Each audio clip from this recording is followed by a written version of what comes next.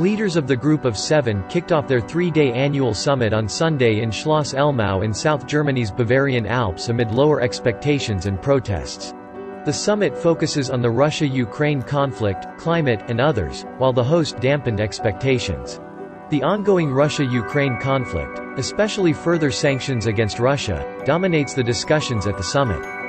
U.S. President Joe Biden said on Sunday morning that the G7 would impose a ban on imports of Russian gold.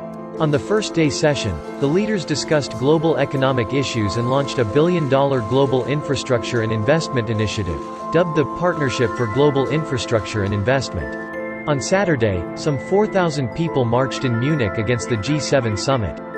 Some protest groups accused major Western countries of triggering the conflict between Russia and Ukraine, and of making the whole world bear the consequences of the conflict, including the food crisis.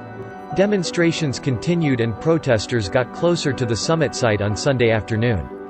According to the organizers, more than 1,000 protesters attended the demonstrations.